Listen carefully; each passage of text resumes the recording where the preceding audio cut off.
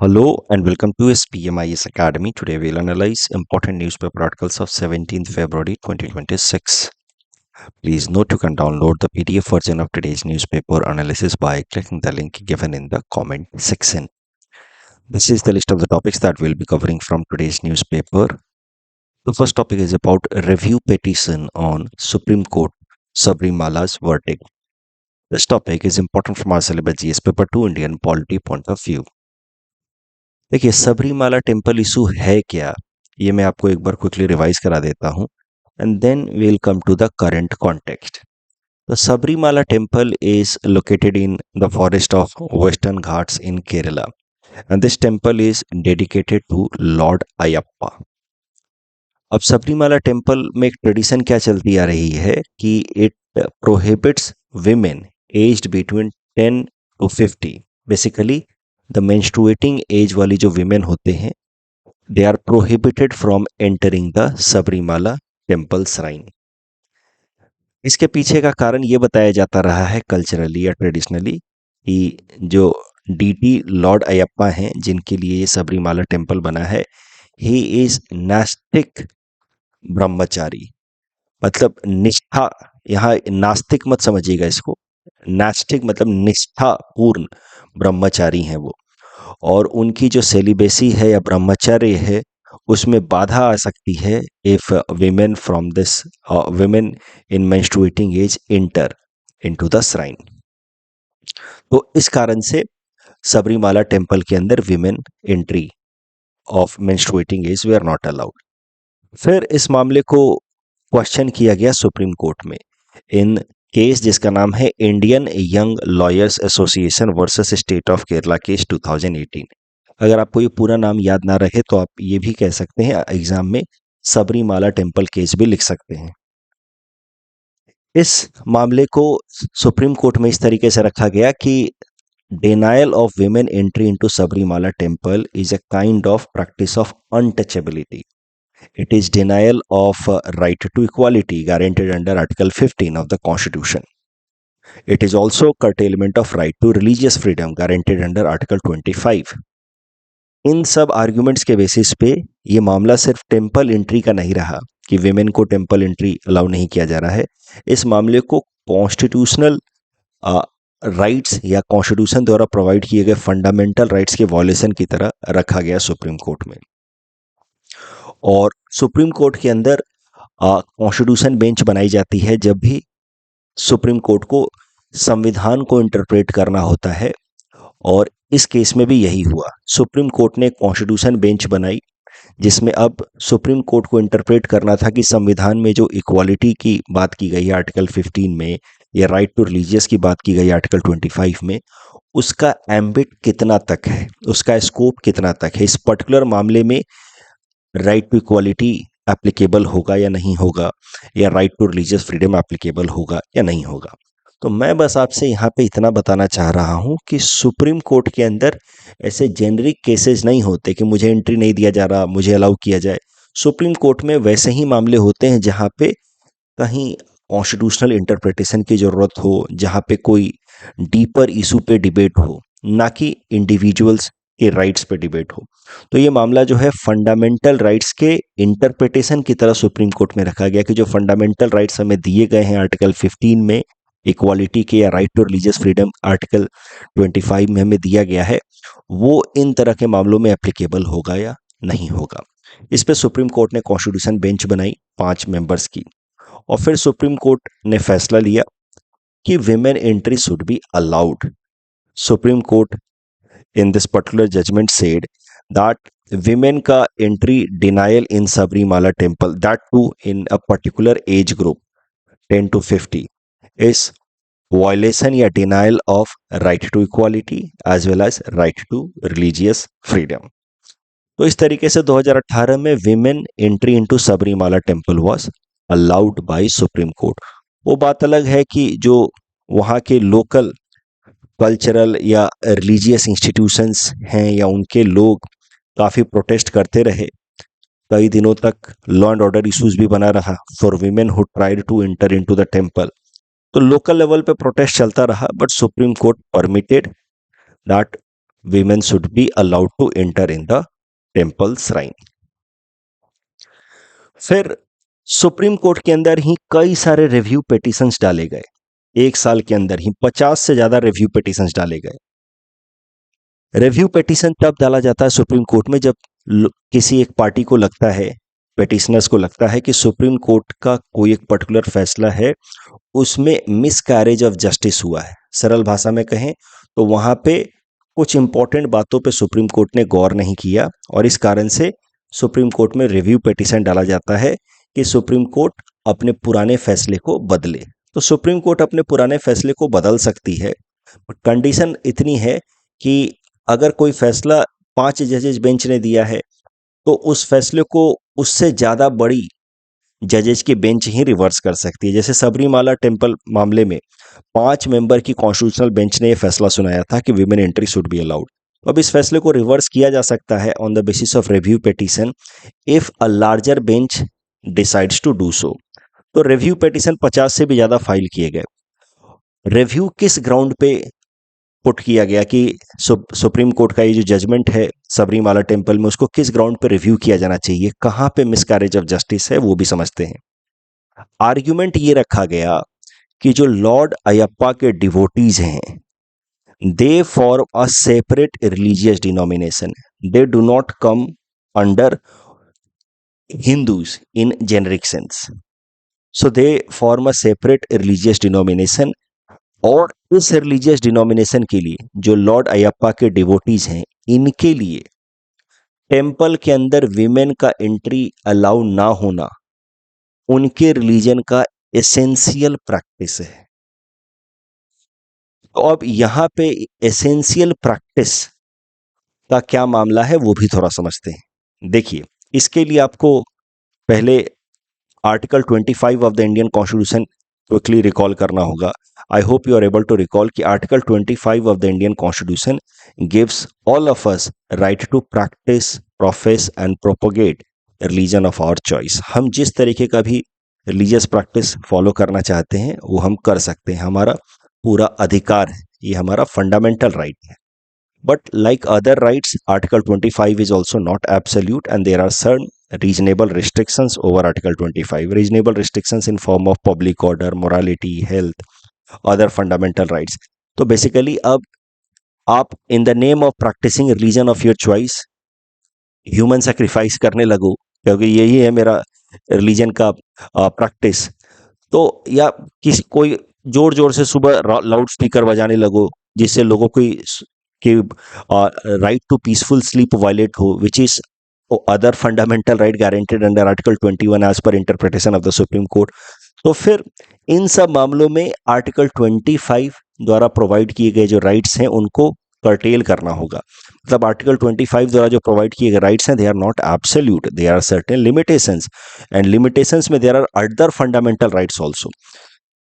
तो अब कितने राइट्स अलाउड हैं राइट टू रिलीजियस फ्रीडम के अंतर्गत, कितना उस पर रिस्ट्रिक्शन होना चाहिए, इसको लेकर के भी डिबेट उठ गया कि आखिर आर्टिकल 25 का स्कोप कितना है, कितने हद तक रिलीजियस राइट्स या religious practice, profession and propagating a religion of choice उस पर क्या लिमिट होनी चाहिए, इसको लेकर के एक डिबेट हुआ, डिस्प्यूट हुआ।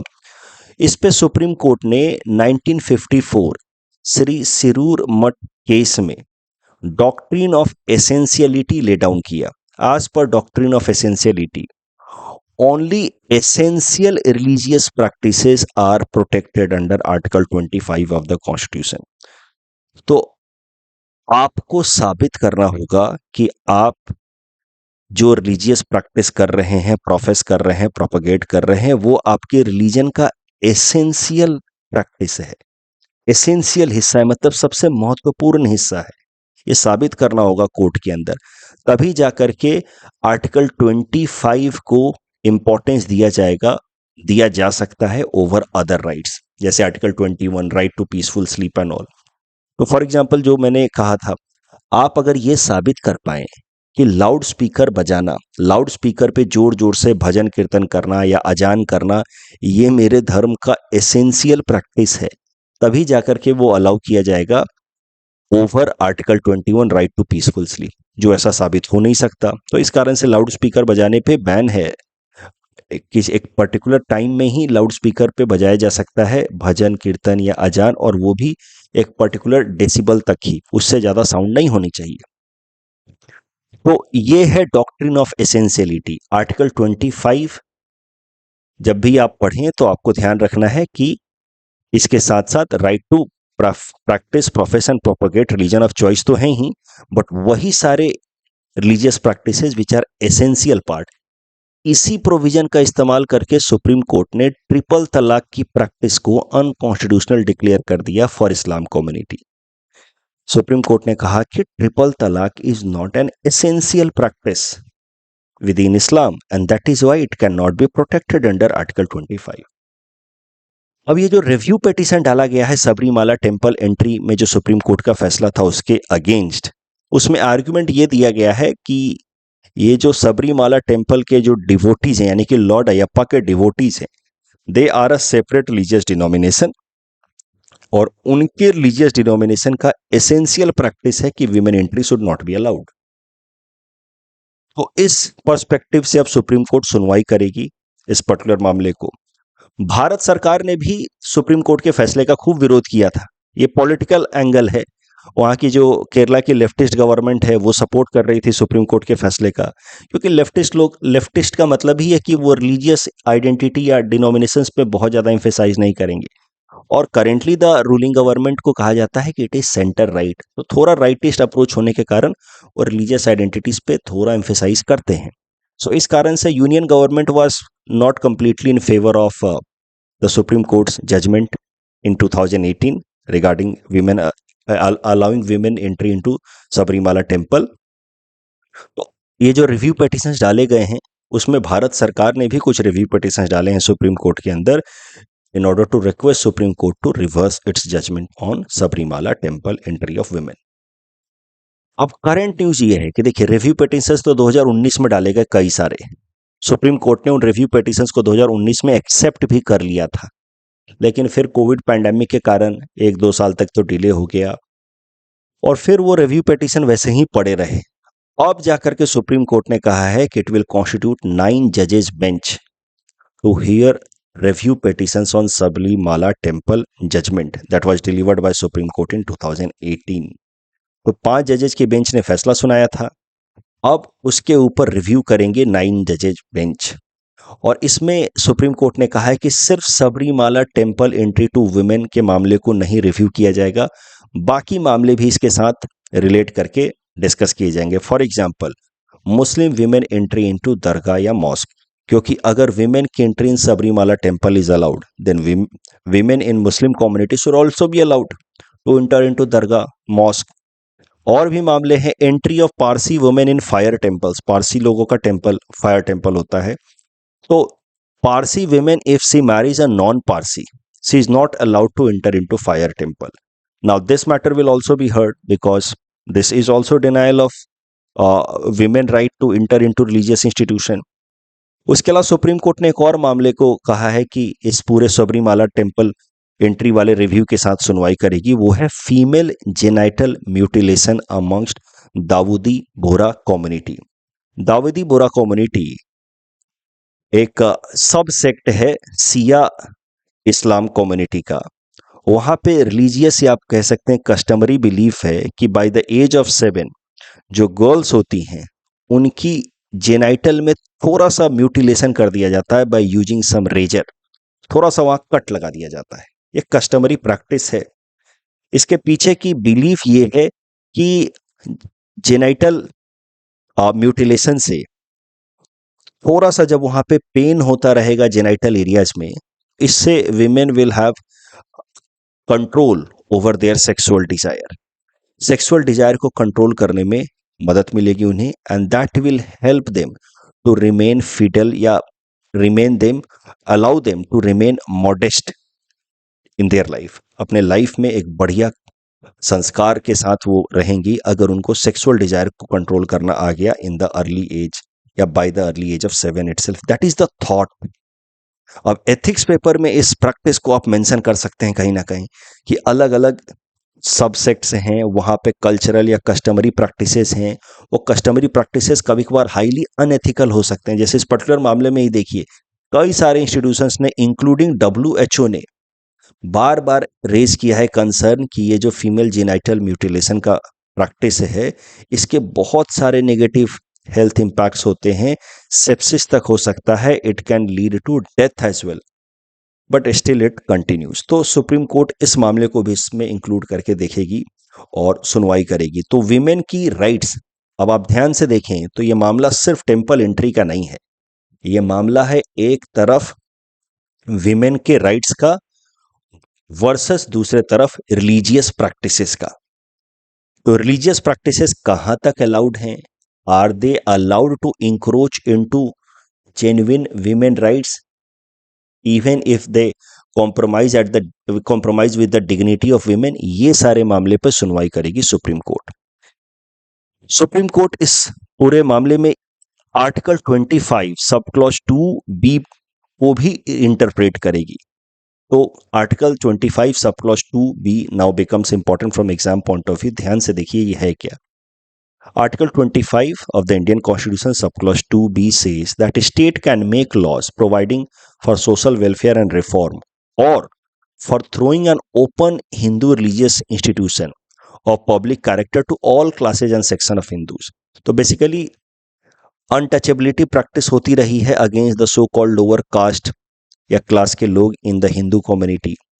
हिंदू कम्युनिटी के अंदर कास्ट सिस्टम तो स्ट्रांग रहा है, temple entry for the lower caste allowed नहीं रहा है आज़ादी से पहले कई सारे जगहों पे।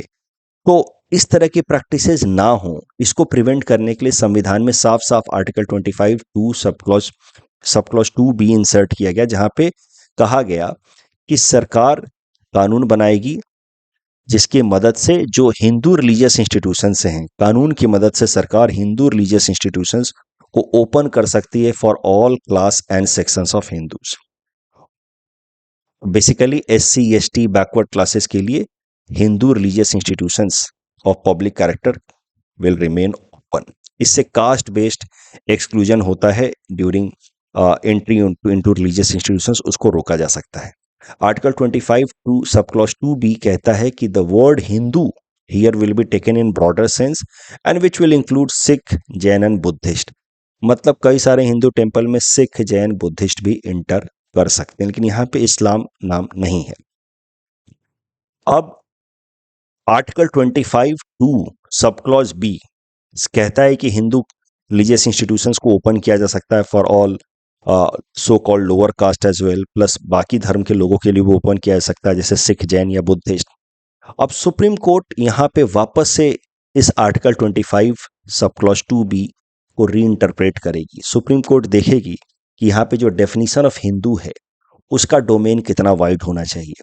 बेसिकली आर्टिकल 25 सब क्लॉज 2B को री इंटरप्रेट करके सुप्रीम कोर्ट इस आर्ग्यूमेंट को इवैल्यूएट करेगी, जिस आर्ग्यूमेंट के अंतर्गत लॉर्ड अयप्पा के डिवोटीज कहते हैं कि they are a separate religious denomination and they should not be considered as considered within Hinduism. तो क्या हिंदुइज्म के अंदर इनको इंक्लूड किया जाना चाहिए या नहीं किया जाना चाहिए as per the definition of article 25 सब क्लॉज 2B, वो भी सुनवाई करेगी Supreme Court in this review petition. तो पॉइंट ये है कि article 25 two sub clause B has now become important for the upcoming exams. इस टॉपिक के बेसिस पे प्रीलिम्स प्रैक्टिस क्वेश्चन है। Please attempt this question and submit the answer in the comment section. Mains में आपसे ऐसा प्रश्न पूछा जा सकता है कि ये जो सबरीमाला टेम्पल वर्डिक्ट है इसके क्या प्रोज एंड कॉन्स से हैं। आप आराम से इस पे जो भी हमने डिस्कशन किया उसके बेसिस पे आंसर लिख सकते हैं।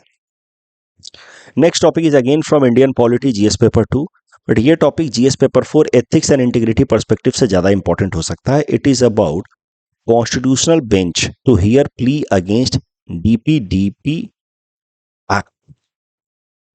तो digital personal data protection act of 2023, ये कानून लाया गया डिजिटल राइट्स या डिजिटल प्राइवेसी को प्रोटेक्ट करने के लिए। इस कानून के अंतर्गत एक सेक्शन है, सेक्शन 44 सब क्लॉज 3। ये कहता है कि RTI will not be applicable for extracting personal information because it violates right to privacy. तो डीपी एक्ट जो है वो राइट टू प्राइवेसी पे एम्फेसाइज कर रहा है, स्पेशली डिजिटल प्राइवेसी पे। तो प्राइवेसी को स्ट्रेंथन करते हुए इस आर्टिकल में कहा गया है सेक्शन 44 सब क्लॉज 3 में ऑफ दिस डीपी एक्ट कि आरटीआई एक्ट पर्सनल इंफॉर्मेशन को एक्सट्रैक्ट करने के लिए नहीं लगाया जाएगा। आरटीआई कानून जो है वो पर्सनल मकसद से नहीं लाया गया है, वो लाया गया है ताकि ट्रांसपेरेंसी लाई जाए गवर्नेंस में। इसको पर्सनल वेस्टेड इंटरेस्ट से इस्तेमाल किया जाए ये जस्टिफाइड नहीं है। अब इसके खिलाफ कई सारे फिर से पिटीशन डाले गए, इस सेक्शन के खिलाफ कई सारे पिटीशन डाले गए सुप्रीम कोर्ट में। सुप्रीम कोर्ट में पिटीशन इस ग्राउंड पे डाला गया कि आरटीआई एक्ट को इसके इस सेक्शन की मदद से कमजोर किया जा रहा है। किस इंफॉर्मेशन को पर्सनल इंफॉर्मेशन कहा जाएगा, किसको पब्लिक इंफॉर्मेशन कहा जाएगा, ये ऑब्जेक्टिवली डिफाइन किए बिना भारत सरकार ने कह दिया कि personal information could not be extracted under RTI act. तो इनडायरेक्टली इस प्रोविजन का मिसयूज करके कई सारे इंफॉर्मेशंस को ब्लॉक किया जा सकता है। It is a kind of blanket ban on application of RTI. इस तरीके से यह मामला सुप्रीम कोर्ट में रेज किया गया। मैंने जैसे पिछले आर्टिकल में कहा था, यहां पे फिर बता रहा हूं, सुप्रीम कोर्ट में पर्टिकुलर इश्यूज नहीं लिए जाते, एक या पर्टिकुलर इवेंट्स डिस्कस नहीं किए जाते, ब्रॉडर इश्यूज डिस्कस किए जाते हैं। तो यहां पे जो मामला है मोटा मोटा वो है एक तरफ राइट टू इंफॉर्मेशन का, which is again a fundamental right, क्योंकि right to freedom of speech and expression 19(1)(a Supreme Court ने कहा है कि right to freedom of speech and expression includes right to information, because without right to proper information how can a person practice freedom of speech and expression. तो एक तरफ एक fundamental right है right to information का, और दूसरे तरफ है दूसरा fundamental right that is right to privacy. अब आर्टिकल सेक्शन ये जो कानून है उसका सेक्शन 44 सब क्लॉज 3 कहता है कि RTI act will not be applicable on personal information, but this provision could be misused, and that is why Chief Justice of India justice Suryakant साहब ने फैसला किया कि there should be a constitution bench hearing constitutionality of section 44 sub clause 3 of DP act, क्योंकि उन्होंने कहा कि it is important to have a balance between right to privacy and right to information, और इसके लिए जरूरी है कि what will constitute personal information that must be objectively and narrowly defined. देखिए, पहले भी आरटीआई एक्ट में पर्सनल इंफॉर्मेशन के एक्सट्रैक्शन पे थोड़ा लिमिटेशन था। Earlier also RTI act said that personal information could be extracted only if that is relevant for public activity और public interest. तो पहले भी पर्सनल इंफॉर्मेशन का extraction using RTI for selfish या vested interest was not allowed. लेकिन अब DP act section 44 sub clause 3 जो है वो ज्यादा लिमिटेशन डाल देता है। पर्सनल इंफॉर्मेशन के नाम पे कई सारे जेन्युइन पब्लिक इंफॉर्मेशन को भी ब्लॉक किए जा सकते हैं। इस कारण से कॉन्स्टिट्यूशनल बेंच बनाई जा रही है जो सुनवाई करेगी। हो सकता है कि वो इस सेक्शन को अनकॉन्स्टिट्यूशनल डिक्लेयर कर दे और सरकार को कहे कि आप ऑब्जेक्टिवली डिफाइन करें व्हाट इज पर्सनल इंफॉर्मेशन। तो constitution bench has been now setup. Constitution bench की बात की जाए तो article 145 sub clause 3 of the constitution says कि constitution bench can be setup by the Supreme Court when there is a need of interpretation of the constitution. जब भी संविधान को इंटरप्रेट करने की जरूरत होगी तो सुप्रीम कोर्ट कॉन्स्टिट्यूशनल बेंच बनाएगा, या फिर सुप्रीम कोर्ट को अपने पुराने किसी कॉन्स्टिट्यूशनल बेंच के जजमेंट को रिवर्स करना है तो फिर से एक कॉन्स्टिट्यूशनल बेंच बनाना होगा। तो इन मामलों में कॉन्स्टिट्यूशनल बेंच बनाई जा सकती है।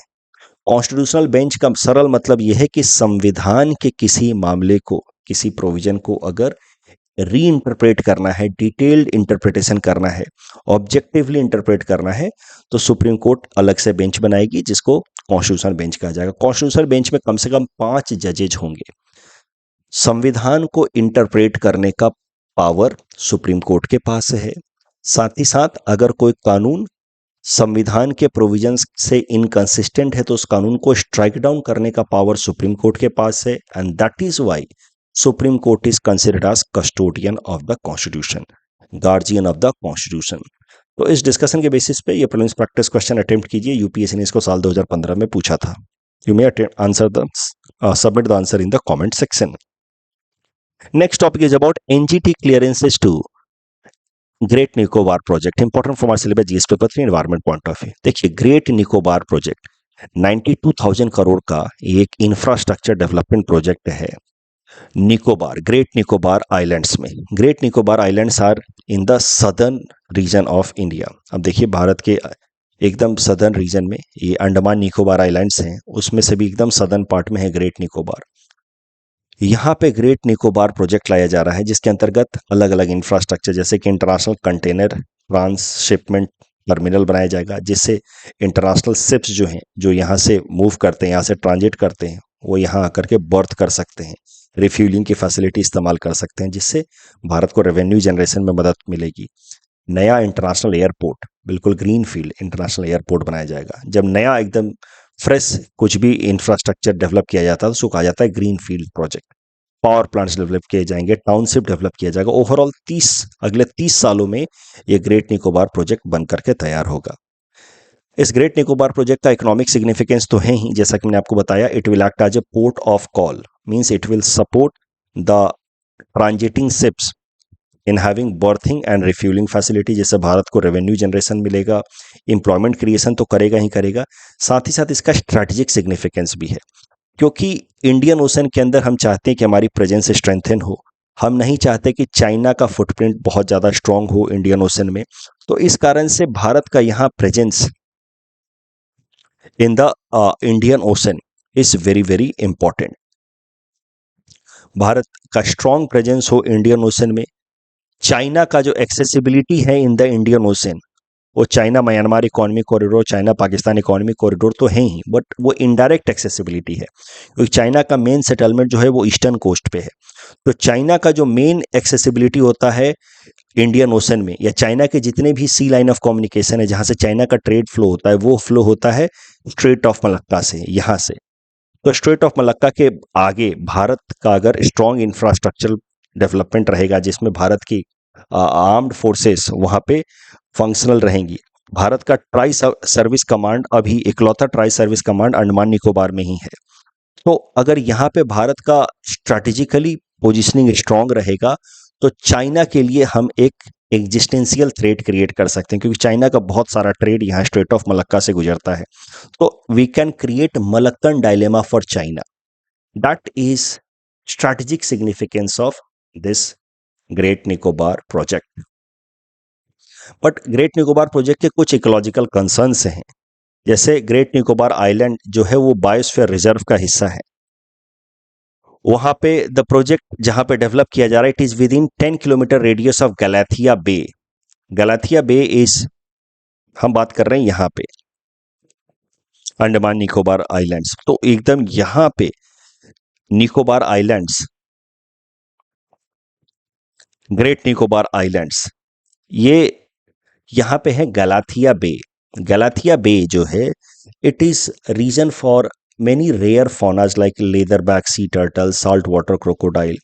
तो अगर ये इंफ्रास्ट्रक्चर प्रोजेक्ट को डेवलप किया गया, तो इन्वायरमेंटलिस्ट का ऐसा मानना है कि it will cause damage to the local ecosystem, threat to marine ecosystem. वहाँ पे जो कोरल रीफ्स हैं उनको डैमेज हो सकता है। प्लस जो ट्राइबल पॉपुलेशन इस एरिया में, खासकर सोम्पेन ट्राइब, उनकी पॉपुलेशन वैसे ही ड्विंडल हो रही है, रिड्यूस हो रही है, और ज़्यादा कम हो जाएगी, वो एक्सटिंक्ट हो सकते हैं, ऐसा भी खतरा बताया जा रहा है because of development of great Nicobar project. क्योंकि ग्रेट निकोबार प्रोजेक्ट होगा, उसके बाद भारत के मेनलैंड से कई सारे लोग जाकर के यहाँ सेटल होंगे, वहाँ पे पूरा सिटी लाइक इकोसिस्टम डेवलप होगा। तो सोम्पेन ट्राइब के लोग जो हैं, उनकी पॉपुलेशन वैसे ही कम हो रही है, दे में completely get extinct. Shompen tribe जो यहाँ ग्रेट निकोबार आइलैंड के आसपास रहते हैं, उनसे रिलेटेड एक इंपॉर्टेंट इन्फॉर्मेशन प्रीलिम्स पर्सपेक्टिव से याद रखिए कि they are the only PVTGs, particularly vulnerable tribal groups in the region with mongoloid feature, the others have negroid feature. तो इस एरिया में अकेला पीवीटीजी जिसका मोंगोलॉइड फीचर है। तो मामला यह है कि ग्रेट निकोबार प्रोजेक्ट जो है वो economically as well as strategically तो काफ़ी सिग्निफिकेंट है, लेकिन इकोलॉजिकली उससे रिलेटेड कई सारे कंसर्न्स हैं, इसलिए उसके अगेंस्ट पिटीशंस डाले गए थे नेशनल ग्रीन ट्रिब्यूनल में। अब न्यूज़ ये आ रही है कि national green tribunal has given green signal to Great Nicobar project. National green tribunal ने कहा है कि this great Nicobar project is significant for India's strategic and defence purposes and that is why it must be allowed. Topic discussion के basis पे basic prelims practice question है। Please run this question and submit the answer in the comment section.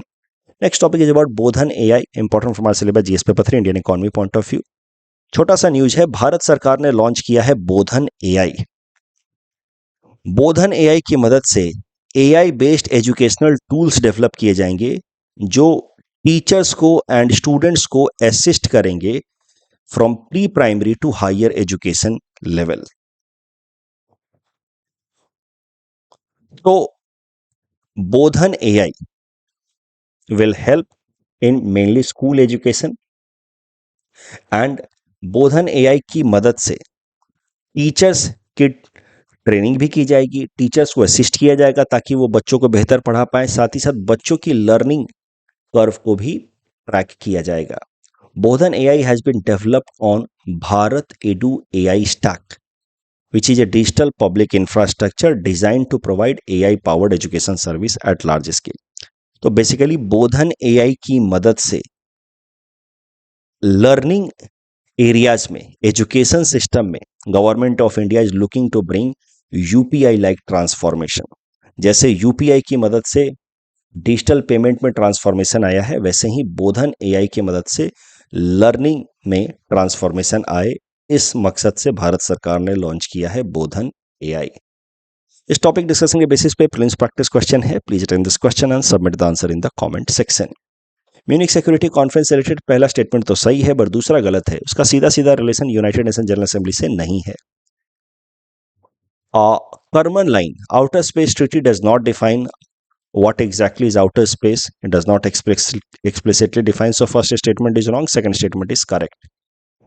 Urban Challenge Fund was announced in budget 25-26, not 26-27. पिछले साल के budget में announce किया गया था। Second statement is correct and it is exclusively funded by World Bank. This is also wrong.